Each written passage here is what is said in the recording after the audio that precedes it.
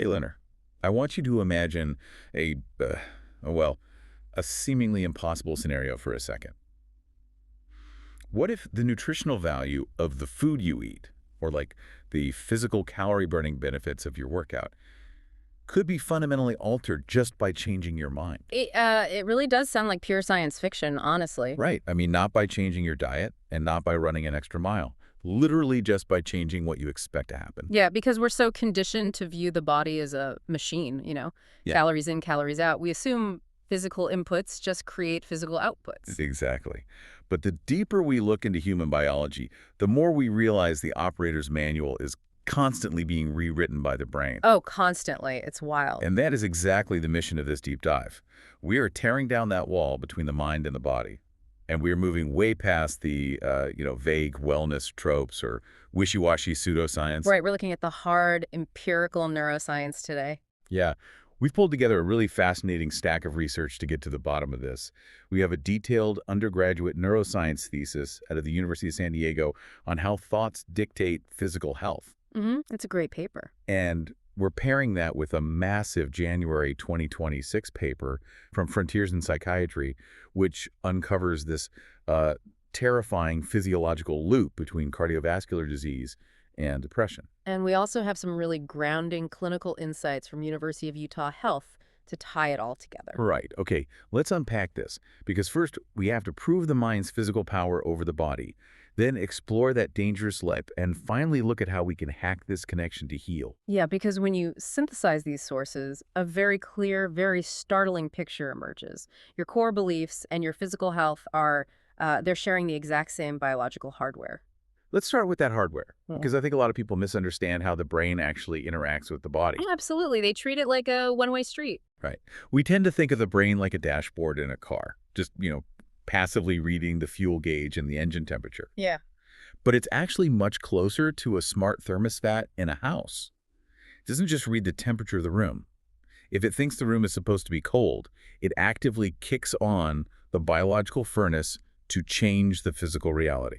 That is a brilliant way to look at it. The researchers actually call these expectations mindsets. Mindsets. Yeah, so a mindset is essentially a lens. Your brain looks through this lens, selectively organizes information from your environment, and then uses that to trigger a cascade of actual biochemical changes. So it's not just an attitude. No, not at all. Wow. What's fascinating here is that mind over matter isn't magic. It's a top-down cognitive process that literally dictates bottom-up sensory signaling. And the ultimate proof of this thermostat analogy comes from Dr. Alia Crumb's mind-body lab at Stanford. Oh, the milkshake study. Yes, the milkshake study. This completely blew my mind. So they brought participants in and gave them a milkshake to drink. Then, a week later, they brought them back and gave them another milkshake. But here is the trick. Both milkshakes were nutritionally identical. The exact same vanilla shake. Right, but the packaging was drastically different. The Exactly. first time, the shake was presented in this really decadent packaging, labeled as a rich, indulgent, high-calorie treat. And the second time. That exact same shake was presented in minimalist packaging, labeled as a light, sensible, low-calorie diet drink. And while the participants were drinking, the researchers were monitoring a very specific hormone in their blood called ghrelin. Which is the hunger hormone, right? Yeah. So when your stomach is empty, ghrelin levels rise, telling your brain, hey, we need food. And when you eat a heavy, high-calorie meal, your ghrelin levels plummet rapidly. Which makes you feel physically full. Right. It slows down your digestion, speeds up your metabolism, all of that. Now, because the milkshakes were identical, the physical input hitting their stomachs was identical. So the ghrelin response should have been exactly the same. Exactly. But it wasn't. When the participants believed they were drinking the indulgent high-calorie shake, their ghrelin levels dropped like a rock. Oh. Yeah, their bodies responded physically as if they had just consumed a massive bomb of calories and fat. But when they drank the exact same shake under the belief that it was a low-calorie diet drink, their ghrelin levels barely dropped at all. It's incredible. Their digestive tracts literally processed it as a light snack. The sheer belief of what they are consuming completely rewired the hormones in their gut. And we see this exact same mechanism applied to physical exertion, right? Yeah, absolutely. Dr. Crumb's lab also studied female hotel attendants. Oh, the hotel maid study. Right, so these women are on their feet all day, pushing heavy carts, scrubbing floors, doing really intense physical labor. But when surveyed, the vast majority of them didn't perceive themselves as getting any exercise. They just viewed it as work. Exactly. So the researchers took half of these women and did nothing but change their mindset. They literally just gave them a presentation. Just a presentation. No extra workouts. None. They just explained how many calories are burned, making a bed or vacuuming, and they told them, look, your daily work easily meets the Surgeon General's requirements for an active, healthy lifestyle. So they just told them they were getting fantastic exercise. Yes. And after 4 weeks, the researchers measured them again. Now, remember, there was absolutely zero change to their actual behavior. They didn't change their diets or join a gym or anything? Nope. But simply because their brains now categorize their daily movements as healthy exercise, these women showed a significant drop in blood pressure. Wait, really? Yeah, they lost weight and their body fat percentage decreased. Oh, wow. So the thermostat kicked in. Because the brain expected the body to be getting healthier, it altered their resting metabolic rate to match that expectation. It really forces us to rethink everything. If our beliefs can physically change how we digest a milkshake or burn fat while vacuuming, what happens when we apply that to actual medicine? Well, wait, isn't a placebo just a trick? I mean, if you know it's a sugar pill, it shouldn't work, right? How does your body get better if it knows the medicine is completely fake? See, that is the assumption that has governed medicine for decades. We've always viewed placebos as just a baseline of deception. Right. But the University of San Diego thesis highlights something revolutionary. Placebos are not just inert tricks. The placebo effect is actually a meaning response. A meaning response. What does that mean? It means when you take a pill, even a fake one, you are participating in the ritual of medicine. The doctor's white coat, the sterile environment, swallowing a pill.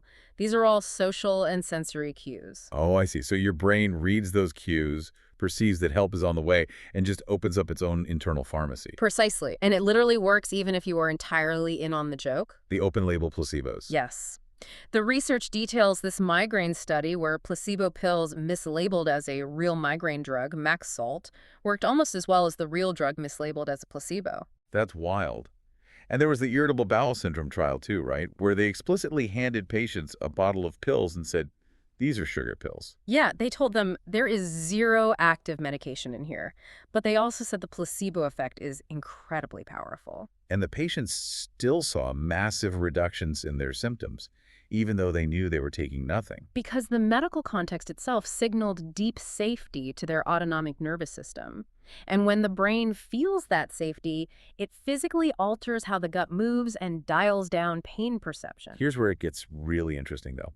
Because if signaling safety can heal the gut, what happens when we signal danger? Ah, the stress spectrum. Yeah, we have this pervasive cultural idea that stress is purely toxic. Duh. That the moment you feel stressed, you are actively harming your body. Right.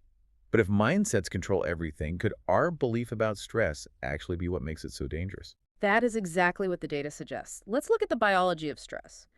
When you encounter a threat, like a brutal deadline at work, your brain triggers the HPA axis, the hypothalamus pituitary adrenal axis. Which ends with your adrenal glands pumping out stress hormones. Exactly.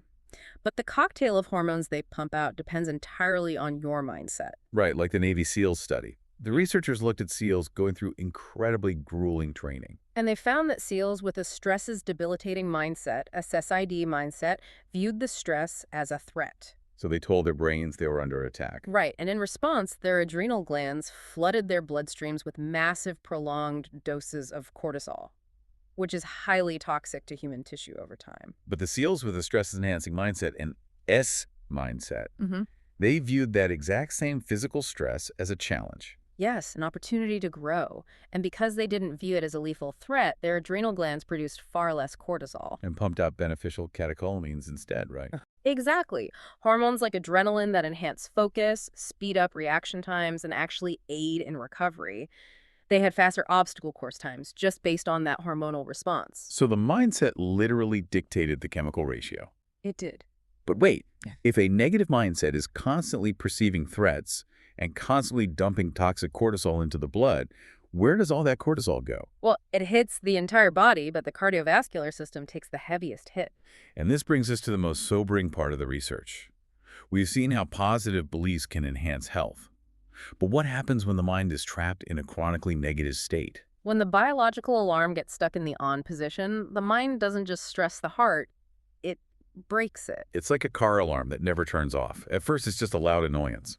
But if that siren wails for weeks on end, eventually it completely drains the car's battery and ruins the electrical system. That is a perfect analogy. Our cardiovascular system is that electrical grid. Right, and the Frontiers in Psychiatry paper lays out the staggering scale of this damage. I mean, Utah Health notes that 1 in 4 U.S. adults experience mental illness. It's a massive issue. And the Frontiers paper says up to 40% of patients who experience an acute cardiac event also suffer from major depressive disorder.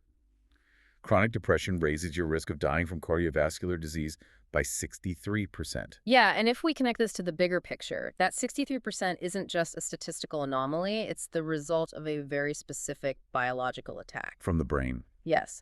When someone is trapped in chronic depression, their endocrine system is completely dysregulated. They have an abnormal cortisol awakening response. Meaning their body just dumps toxic stress hormones into their blood the moment they wake up. Right. And over time, that excess cortisol causes insulin resistance, visceral fat buildup, and it suppresses nitric oxide. And nitric oxide is a vasodilator, right? It keeps your blood vessels relaxed. Yeah. So without it, your veins and arteries become physically stiff. Exactly.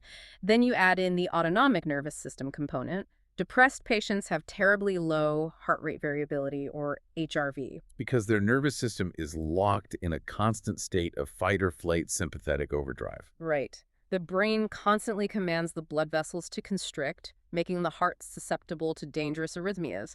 But the most violent mechanism has to be the inflammation. Oh, the pro-inflammatory cytokines, IL-6, TNF-alpha, IL-1 beta. Yes. When you are severely depressed, your immune system basically panics. It produces massive amounts of these inflammatory proteins. I picture these proteins like microscopic shards of glass circulating through your bloodstream.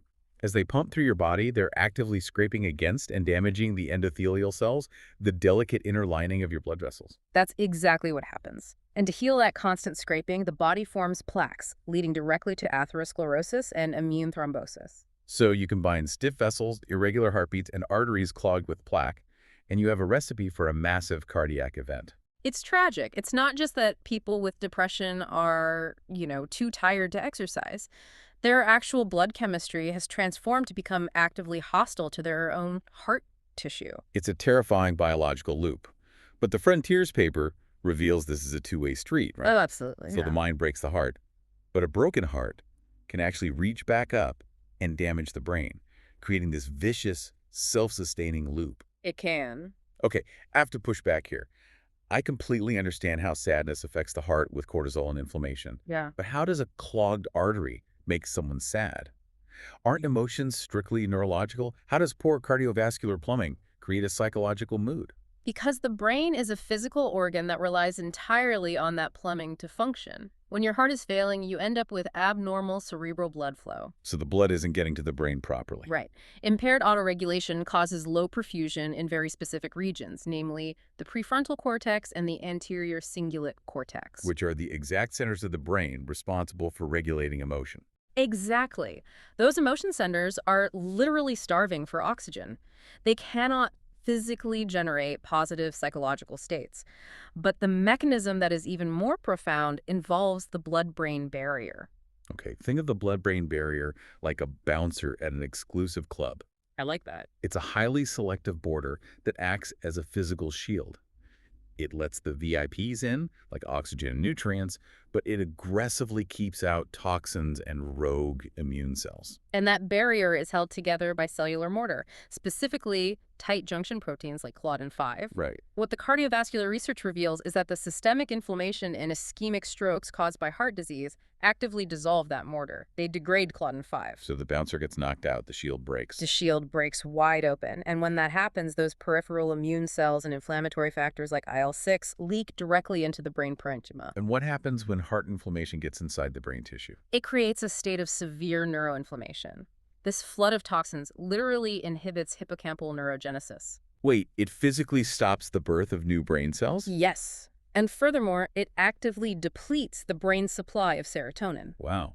So cardiovascular disease doesn't just make you depressed because having a heart attack is scary. No. It makes you depressed because it structurally compromises the brain's physical shield, flooding the brain with toxins that biologically induce depressive behaviors. That is the loop.